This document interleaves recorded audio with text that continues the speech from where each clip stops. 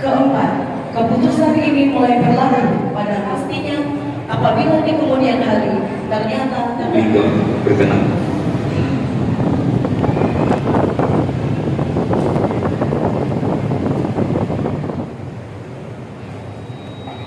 Sumatera Selatan menimbang dan seterusnya, mengingat dan seterusnya, memperhatikan dan seterusnya, memutuskan keputusan pengurus wilayah Ikatan Persaudaraan Haji Indonesia Provinsi Sumatera Selatan tentang susunan pengurus daerah Ikatan Persaudaraan Haji Indonesia Kota Lubuk Linggau atau PDIPHI Kota Lubuk Linggau masa bakti 2025-2030. Menetapkan pertama, susunan pengurus daerah Ikatan Persaudaraan Haji Indonesia Kota Lubuk Linggau masa bakti 2025-2030 sebagaimana tercantum dalam lampiran surat keputusan ini yang merupakan bagian tidak terpisahkan dari surat keputusan ini. Kedua, pengurus daerah Ikatan Persaudaraan Haji Indonesia Kota Lubuk Linggau masa bakti 2030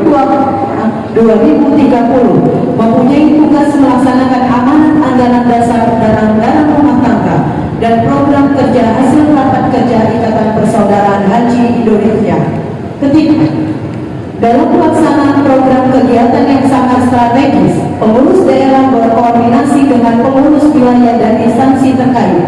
Dan keempat, surat keputusan ini mulai berlaku sejak tanggal ditetapkan dan apabila di kemudian hari terdapat kekeliruan akan diadakan perbaikan sebagaimana mestinya. Ditetapkan di Palembang pada tanggal 15 September 2025. Ketua Dr. Andes Haji M. Al-Fajri Zapidin SPD MM MPD. Sekretaris Haji Hengki Putraman SPT MSI. Lampiran surat keputusan pengurus wilayah Ikatan Persaudaraan Haji Indonesia Sumatera Selatan nomor 9/SPT/PPIPHI/12/2025 tanggal 15 September 2025. Susunan kepengurusan daerah Ikatan Persaudaraan Haji Indonesia Kota Lubuk Linggau masa bakti 2025-2030. Dewan Penasehat dan Pembina. Ketua Wali Kota Lubuk Linggau, Wakil Ketua Kepala Kantor Kementerian Agama Kota Lubuk Linggau, Sekretaris Kepala Bagian Esra Sekta Kota Lubuk Linggau. Pengurus harian. Bagi nama-nama yang kami sebutkan, disilakan mengambil tempat. Ketua Umum Dr. Andes Haji Saidi Sarjana Hukum Magister Manajemen.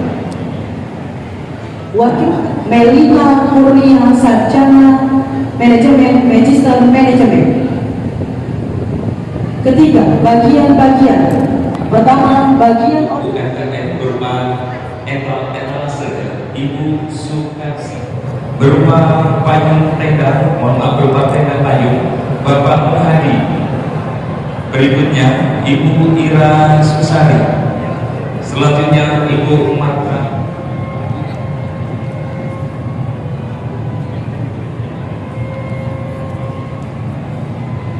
UMKM berupa etalase dan berupa tenda payung. UMKM dan Polres Lubuk Linggau, kemudian kajian untuk mewakili, kemudian Nasdem, kemudian pengadilan negeri, kemudian pengadilan agama berkenan untuk foto bersama, kemudian sekretaris daerah Kota Lubuk Linggau, kemudian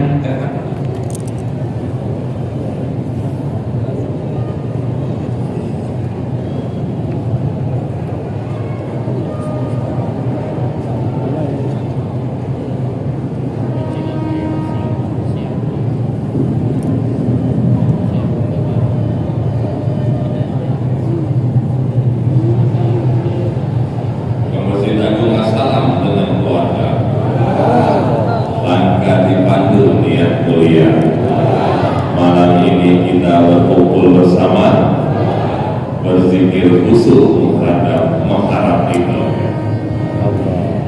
Langit malam bertabur cahaya, angin sejuk menyejukkan jiwa. Mari awali tahun baru yang tiba zikir dan doa bermanfaat.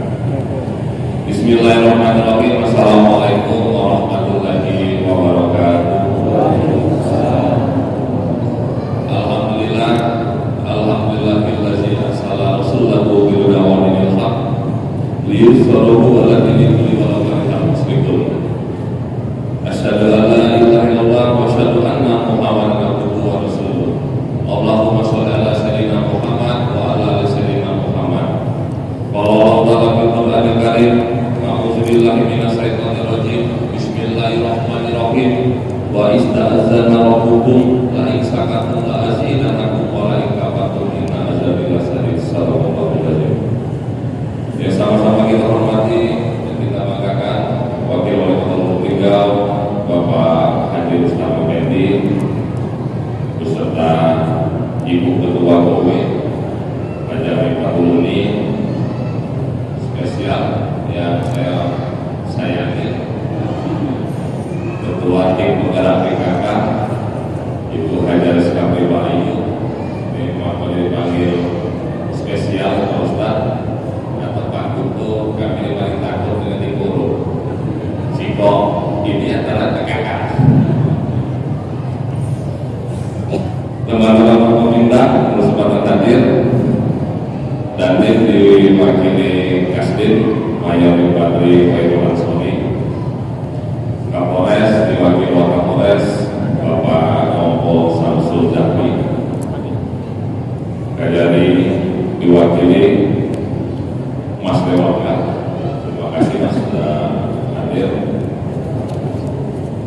Ketua DPR kali ini diwakili Wakil 1 DPR Lubuk Linggau Ibu Aisyah Sari serta anggota DPRD Ibu Minasra Ibu Sekda Lubuk Linggau Bapak Haji Tusku Repriasa, para pejabat di jajaran pemerintah Kota Lubuk Linggau beserta istri yang kami hormati dan kami banggakan, ketua-ketua dan pimpinan instansi vertikal serta ketua-ketua organisasi keagamaan yang mohon maaf tidak saya sapa satu-satu, hadir PMI, Basnas, DMI, dan juga dari GPSS, Gerakan Pejuang Safari Subuh, sangat luar biasa. Ini dari GPSS Pak Ketua yang baru, Ketua Masjid dan Masalah, beliau ini ada mengajukan surat permohonan tempat sekretariat GPSS di Masjid dan Masalah. Sama mungkin di awal bulan mereka akan memasukkan surat, dan kalau memang tidak dipakai dan pas sudah pindah ke tempat yang baru, nanti akan ditempati oleh GPSS. Para alim, para ulama, para ustaz yang mohon maaf tidak kami sebut satu, hadir juga ketua pimpinan daerah Muhammadiyah, Orkes, mohon maaf, Kiai Sejuta Umat, BKUBNU, Kiai Sumber Rizal, Ustaz Rizal, kami ganteng,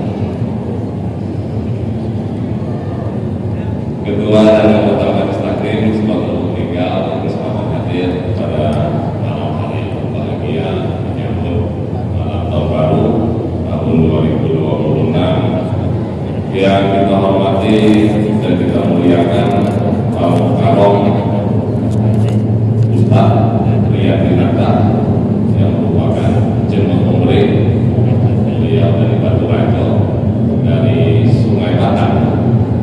Alhamdulillah beliau hadir bersama dengan kita karena baru pulang umroh. Saat koordinasi dengan beliau berada di Mekah, pulang tanggal 30 kemarin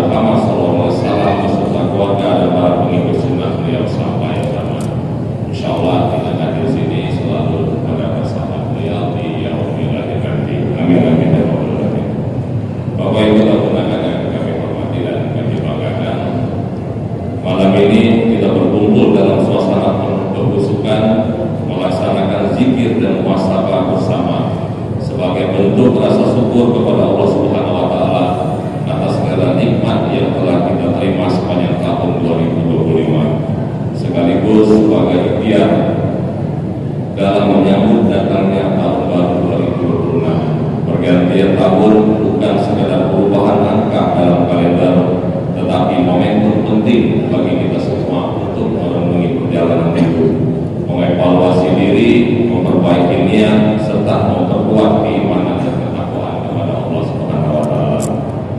Melalui zikir dan muhasabah ini kita berharap hati menjadi lebih tenang, pikiran lebih jernih, dan langkah ke depan semakin diridhoi oleh Allah Subhanahu wa taala. Pemerintah Kabupaten Tinggal memandang kegiatan ini sebagai sarana memperkokoh nilai-nilai spiritual dan kebersamaan, agar pembangunan yang kita lakukan tidak hanya bersifat fisik dan material, tetapi juga dibarengi dengan pembangunan akhlak, moral, dan karakter masyarakat yang berlandaskan iman dan takwa.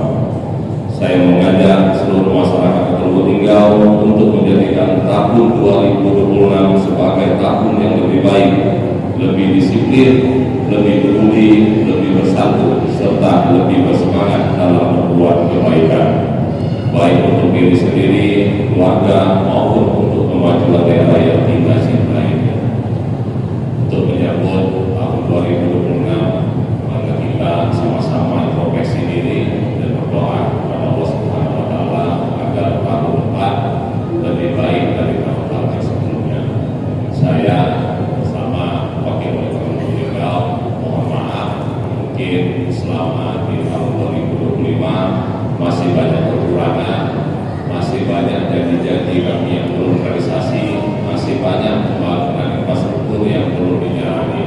Semoga di tahun 2026 apa yang kami janjikan itu bisa realisasi. Karena masalah Hulu Tinggal ini sangat kompleks sekali. Alhamdulillah dengan kondisi malam tahun baru ini kita tidak merayakan secara meriah, kita merayakan dengan zikir, muhasabah, dan doa bersama. Insyaallah nanti tausiah akan diisi oleh Ustaz yang Dinata. Kami mohon kepada Ustaz agar memberi bimbing kepada kami semua, memberi arahan sehingga apa yang disampaikan Pak Ustaz dapat kami implementasikan di tahun 2026 dan menjadi kebaikan buat kita semua. Saya rasa itu yang dapat saya sampaikan. Semoga zikir dan doa yang kita panjatkan malam ini dikabulkan oleh Allah Subhanahu wa taala, dijauhkan dari segala musibah, serta diberikan keberkahan, keselamatan, dan kesejahteraan bagi Kabupaten Tinggal dan seluruh warganya, sehingga terwujud Tinggal juara, majunya sejahtera, maju kotanya, sejahtera masyarakat. Terima kasih. Wassalamualaikum warahmatullahi wabarakatuh. Waalaikumsalam warahmatullahi wabarakatuh. Untuk artinya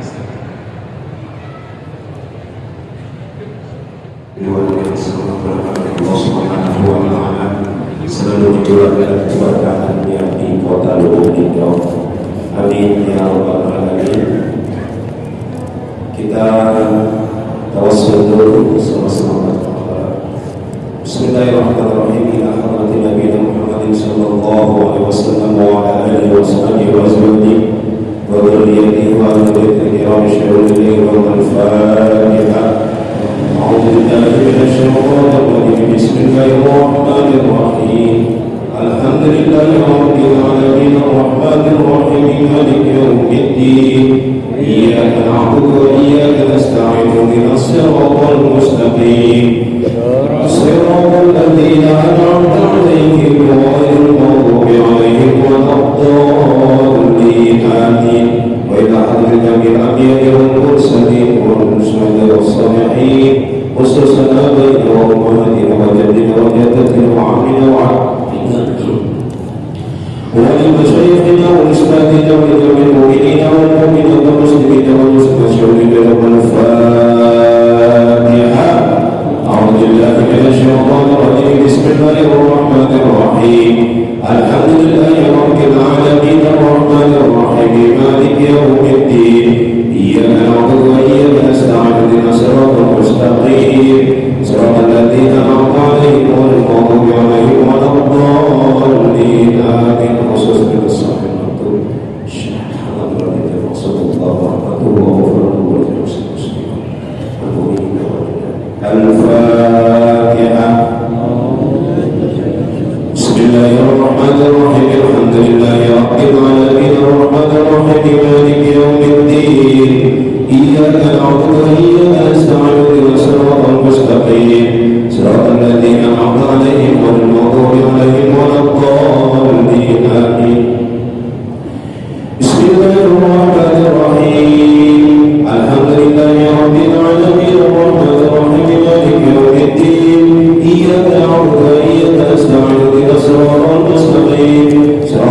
الذين أنعمت عليهم غير المغضوب عليهم ولا الضالين آمين. بسم الله الرحمن الرحيم. الحمد لله رب العالمين الرحمن الرحيم مالك يوم الدين.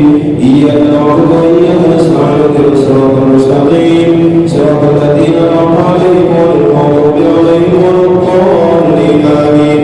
بسم الله الرحمن الرحيم. الحمد لله رب العالمين الرحمن الرحيم مالك يوم الدين. إياك نعبد وإياك نستعين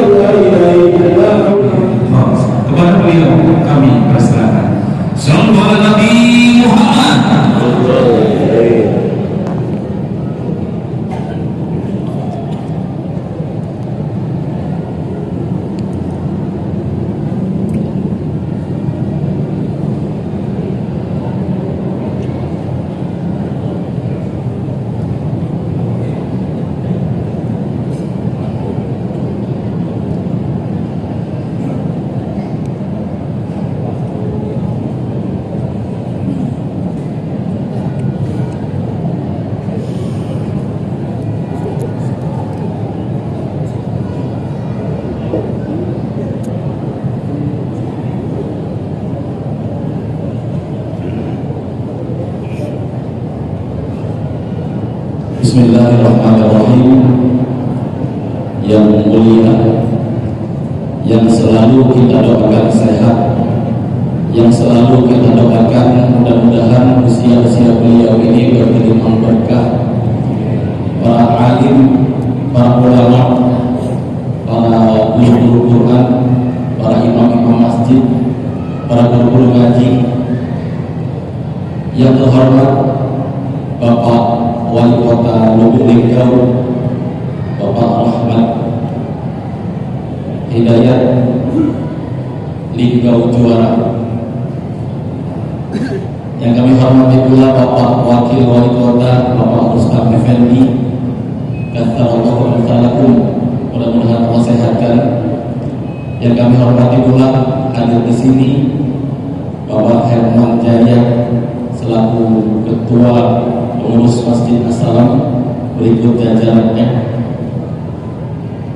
Hadir pula di sini Bapak Dandim yang diwakili oleh Bapak Kasdim, Bapak Sekda, Bapak Kapolres yang diwakili oleh Bapak Polres, Bapak Samsul, Bapak Kakan Kemenak, dan Bapak Kemenhaj, Bapak Kantor Kementerian Haji yang baru dilantik.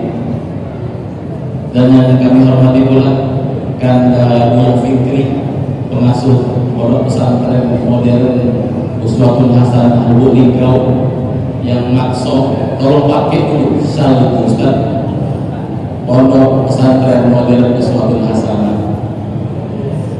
Ustaz Buya Fikri. Dan yang kami hormati wabil khusus hadirin hadirat muslimin muslimat rahimakumullah. Assalamualaikum warahmatullahi wabarakatuh. Alhamdulillahi rabbil alamin, wa bihi nasta'inuhu ala umuri dunya waddin, wa salatu wassalamu ala rasulillah sallallahu alaihi wasallam. Rabbi shrah li sadri wa yassir li amri wahlul 'uqdatam min lisani yafqahu qawli. Bersyukur kepada Allah dengan mengucap alhamdulillahirabbil alamin. Bersalawat kepada Nabi dengan mengucap Allahumma shalli ala sayyidina Muhammad. Ibu-ibu yang di belakang, apa kabar Bu? Sehat? Sehat saja tidak cukup Bu, kita harus walafiat. Walafiat itu apa Ustaz? Walafiat itu sehat batin, sehat pikiran. Yang paling ayam itu sehat Bu, tapi tidak walafiat. Koruptor itu sehat juga Ibu, tapi tidak walafiat. Yang dalam ngomong tetangga itu juga sehat Bu, tapi tidak walafiat. Hadir lagi di sini. Hadir. Jilbab putih.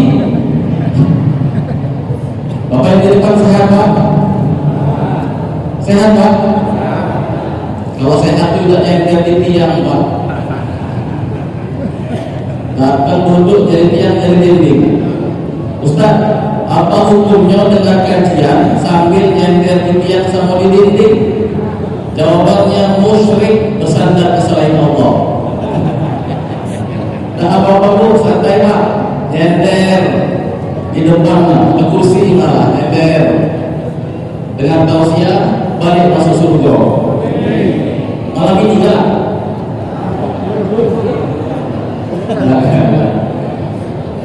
Muhasabah akhir tahun. Saya ingin mengawali dengan kisah yang diceritakan dalam Al-Quran, drama yang sangat epik Bapak. A'udzubillahi minasyaitonirrajim. Inni ra'aitu ahada asyara kawkaban. Kata Nabi Yusuf, wahai ayahku Yakub, aku melihat 11 bintang dan mereka sujud kepadaku. Wa ra'aituhum li sajidin. Nabi Yusuf adalah anak dari Nabi Yakub. Kalau silsilahnya dari atas, Ibrahim alaihissalam punya 2 orang anak. Yang pertama namanya Ismail dari Hajar, yang kedua namanya Ishak dari Sarah. Ishak punya anak namanya Yakub. Dalam agama lain Yakub dikenal dengan Israel. Yakub alias Israel punya 12 orang anak, dan Ruben, Zebulon, Simon, Benyamin, salah satunya Yusuf alaihissalam. 12 orang anak Yusuf atau anak Yakub inilah yang disebut dengan Bani Yakub alias Bani Israel. Saksi bahasan kita adalah Yusuf alaihissalam, manusia paling tampan yang pernah Allah tampilkan di muka bumi. Diceritakan dalam banyak manuskrip, banyak literatur, bahkan Al-Quran menjelaskan betapa tampannya Yusuf alaihissalam. Saking tampannya beliau lewat dan telah terasa para gadis tangannya terpotong. Ustaz, masih belum tergambar setampan apa Yusuf itu, Ustaz? Coba Bapak Ibu lihat ke depan, kurang lebih kira-kira macam wali kotanya lah. Masalah sih Pak. Beliau di OKB juga, mau suka jadi mau kantor dulu juga. Nabi Yusuf alaihissalam beliau sangat soleh, akhlaknya di atas rata-rata sehingga bikin iri 11 sahabat atau 11 saudaranya. Suatu ketika saudaranya minta izin kepada ayahnya Yakub, wahai ayah kami ingin mengajak Yusuf ini jalan-jalan berburu ke hutan, ke gurun. Kata Yakub, tidak usah, sini baik. Tidak ya, malaka la ta'manna, mengapa kau tidak percaya pada kami? Wa inna lahu lanasihun, kami ini kakaknya, kami yang menasihati dia, izinkan kami ajak Yusuf jalan-jalan. Kata Yakub, silahkan kalau begitu. Kemudian dibawa jalan-jalan. Pada saat itu usia Yusuf hanya 7 tahun, 7 atau 8 tahun, kurang lebih sekitar kelas 2 SD. Sampai di sebuah gurun ada sumur, Yusuf dilempar ke dalam sumur. Yusuf kecil dilempar oleh saudaranya ke dalam sumur. Kemudian sebelum dilempar, bajunya diganti, baju Yusuf dilumuri darah domba. Lalu pulang kepada Yakub, wahai ayah kami Yakub, sesungguhnya Yusuf sudah dimakan oleh serigala. Kami berusaha menyelamatkan tapi kami gagal. Ini darah Yusuf. Yakub sedih. Saking sedihnya Yakub, dalam riwayat dia menangis sampai buta. Beberapa hari kemudian saudaranya berpikir jangan-jangan Yusuf belum mati. Mari kita lihat. Begitu dilihat ke bawah sampai di sumur tersebut, Yusuf kecil belum meninggal, belum mati, masih hidup. Lalu diangkat. Mereka sangat khawatir sekali kalau nanti Yusuf pulang, Yusuf akan bercerita. Akhirnya Yusuf diikat oleh saudara kandungnya. Kemudian ada musafir lewat, lalu berkata, wahai tuan musafir, tuan mau tak beli budak? Ini budak kami jual, ganteng. Mungkin di tempat bapak di Mesir atau di Damaskus bisa dijual dengan harga yang mahal. Kata karavan tersebut, baik, kalau begitu kami beli. Diberikan uang, dinaikkan ke atas kereta. Yusuf kecil berkata pada tuannya, baru di beliau. Kata beliau, gunakan kalimatnya bagus sekali Pak. Singkat cerita, Yusuf dibawa, diperjualbelikan di Mesir, lalu kemudian difitnah. Beliau tumbuh dewasa, difitnah dengan seorang wanita namanya Imro'atul Aziz. Al-Quran tidak menyebut nama Sulaimah di situ. Al-Quran menyebut Imro'atul Aziz. Kemudian dimasukkan dalam penjara. Lalu Yusuf mempunyai kemampuan mentakwilkan mimpi. Beliau bisa mentakwilkan mimpi raja. Singkat cerita, beliau diangkat jadi menteri dan jadi pejabat di Mesir. Sekian tahun kemudian, daerah tersebut mengalami paceklik. Saudara-saudara yang 11 tadi datang ke Mesir minta bantuan dan dibantu oleh Yusuf, yang kemudian Yusuf menjelaskan bahwa aku adalah adik yang kamu buang waktu itu. Kemudian mereka bersujud sesuai dengan kalimat yang Quran sebutkan pertama, dan Yusuf memaafkan. Apa hikmah penting dan apa kaitannya dengan muhasabah ini? Bapak wali kota yang terhormat, hikmah yang pertama adalah mendoakan orang yang telah menzalimi. Jelas diperbudak, dibunuh, tapi justru didoakan. Semoga Allah menjaga kalian wahai saudaraku meskipun kalian telah menghancurkanku. Semoga Allah menjaga kalian meskipun kalian telah menzalimiku jadi budak sekarang, tapi tetap mendoakan. Coba sekarang bisa kita begitu? Ingat-ingat nama-nama yang menzalimi kita. Misalnya gara-gara dia kita difitnah, atau tetangga depan rumah rumahnya kita malas ketemu dia. Kadang-kadang permasalahannya muncul dari uang mama, kakak, adik. Coba Pak, pegang dadanya lalu bilang, Nabi Yusuf alaihissalam, hafizahumullah walau yaqtumuni, hafizahumullah walau lamtumuni. Ingat wajahnya lalu doakan. Hikmah yang kedua, memaafkan orang yang telah menzalimi. Ini berat Pak. Paling berat itu memaafkan orang yang telah menzalimi kita. Nabi SAW bercerita, meneruskan saat beliau menceritakan tentang kisah Nabi Yusuf. Kata Nabi, di hari kiamat ada seorang yang tidak ada amal baiknya, tidak banyak amal baiknya. Dia bukan syuhada, tidak berjuang seperti para syuhada, tidak mengajar seperti para ulama, tapi kata Allah, masukkan dia ke surga. Malaikat bertanya, kenapa ya Allah? Al-jaza min jinsil amal. Karena dia mudah memaafkan saudaranya, maka aku pun mudah memaafkannya. Kadang-kadang Pak, yakin lawan politik susah maafkannya. Kolega kantor berat sekali Pak. Yaitu muhasabah yang lalu, coba buka hati, maafkan dan doakan. Lalu yang ketiga, apa hikmah dari kisah Yusuf? Man kana yu'minu billahi wal yawmil akhir. Bagi barang siapa yang beriman pada hari kiamat dan hari akhir, fal yasil rahimah.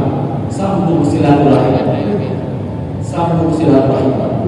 Pulang dari sini, biar acara muhasabah ini bukan sekedar seremonial. Pulang dari sini Pak, sebelum tidur ambil air wudhu, buka HP-nya. Berapa nomor kontak yang kita blokir, buka, doakan. Hafizahumullah walau yaqtumuni. Hafizahumullah walau lamtumuni. Sanggup? Sanggup tidak? Percuma Pak acaranya kalau tidak kita sanggupi.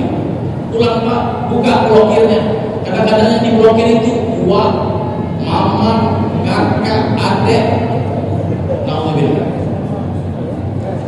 Lalu pertanyaannya Ustaz, tidak beriman seseorang kalau tidak menyambung silaturahim, apakah boleh atau perlu atau harus kita sambung silaturahim dengan mantan?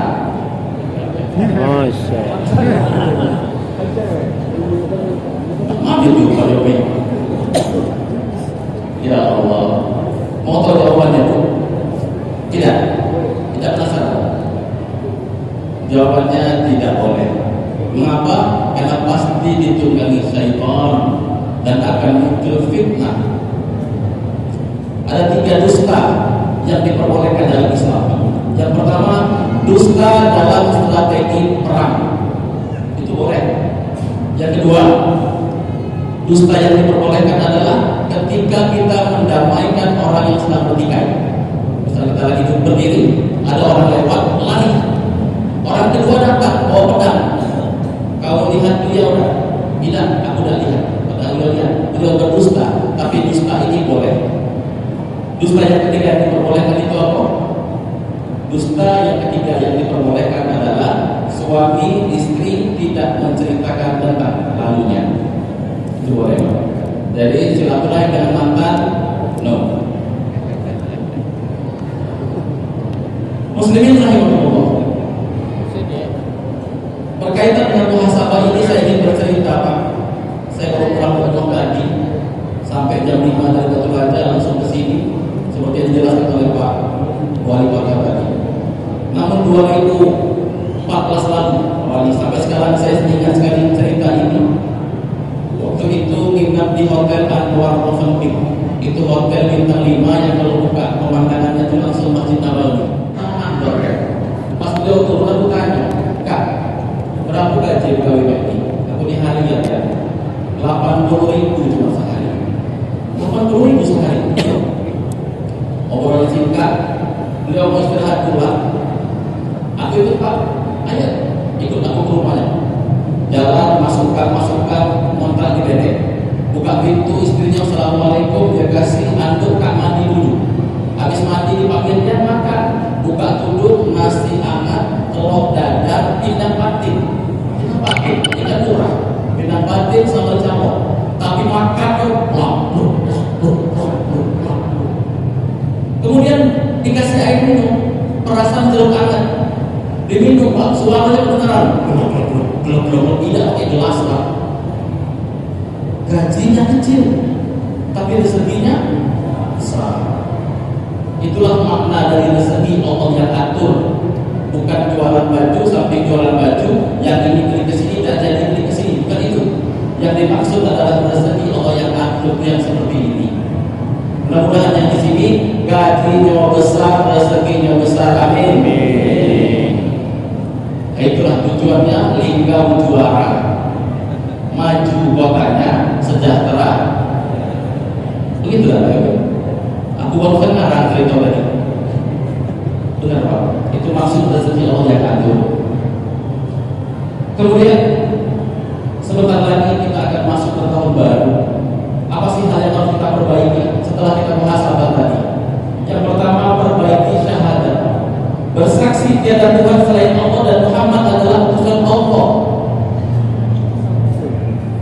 Aku sering sampaikan ini dan aku ingin sampaikan sekali lagi karena ini penting sekali. Kita bawa mobil Pak, ngebut tung ketemu kucing. Kawan sampai ngomong, kucing ini harus dimakamkan dengan baju yang dipakai supir. Pernah dengar? Pernah? Mana orangnya? Tak balik.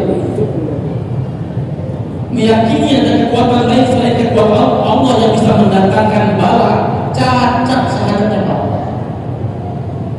Ada lagi, buku-buku masuk rumah. Besok atau baca. Tanya Pak. Tadi aku ngobrol sama Pak Hasbi, beliau dari Ogan Ilir. Aku ingin ceritakan daerah beliau ini. Bisa dikonfirmasi nanti kebenarannya.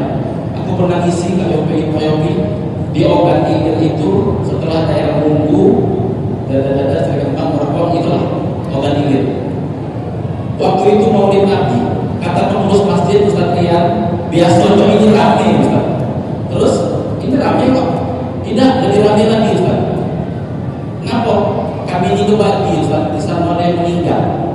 Terus ada yang takziah dan ada yang Maulid Nabi. Oh iya.